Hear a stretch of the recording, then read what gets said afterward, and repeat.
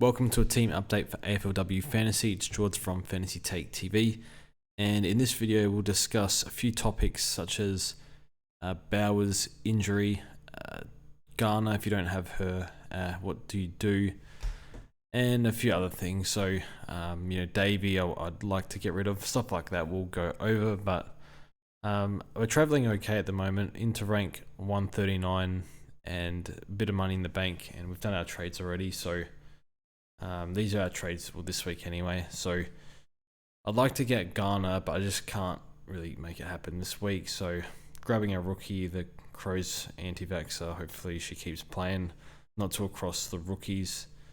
Getting rid of Nanscowen, I think, pound and heads. In comes Kearney, who was D1 last year, and Stannett.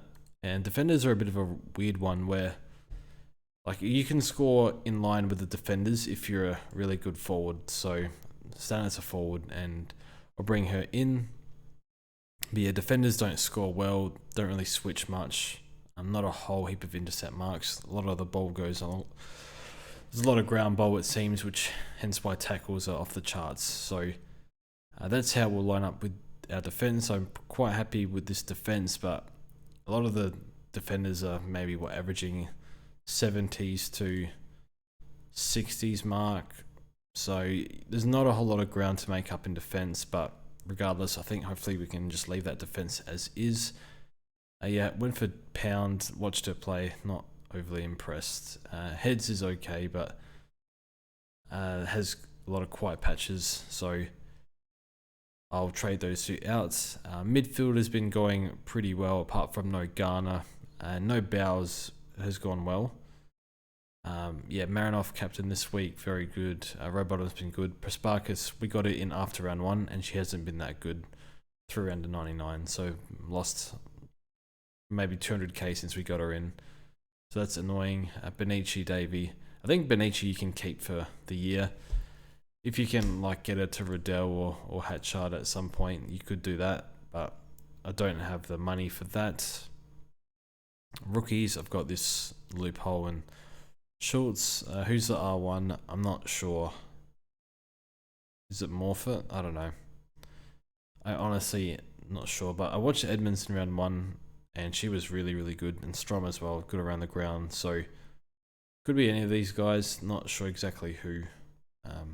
I think Schultz plays West Coast. I'm not sure they have a proper ruckman, so she can stay for this week. And then forward line is going well. Gardner and Morrison are probably the top. They must be top 2. Oh no, you have Too Good and Hoare as well up there. Malloy's just ticking along. Single I brought in for Phillips this week, which was good. I think you do trade Phillips if you have her. Just looks washed. As probably I haven't watched heaps of AFLW, but it sounds like she's the GOAT. But right now she's 38. Work rate is probably not good enough. Mid-time probably diminish. So I got rid of her. And Barr is a midfielder for the Giants. She's going alright. There's another one called Goldsworthy who's playing well. You could probably grab. But yeah, do you pay for Garner? Well, we need to get it eventually. I don't have a lot of money on the bench, but I'll probably make it happen next week because I'm happy with everyone else on the field. Can't really afford a Too Good or a Hoare. They're just out of reach, so I'll just stick with Single and Barr and Malloy for the time being. Rucks, I guess you go Morfitt if you can. But that's how the team is going at the moment. Let me know how you're going, and I think I'm about 300 behind the leader. So make up 50 points a week for the car. It seems impossible. Top 10 will be hard too, but if I can grab a hat in this format, that would be great.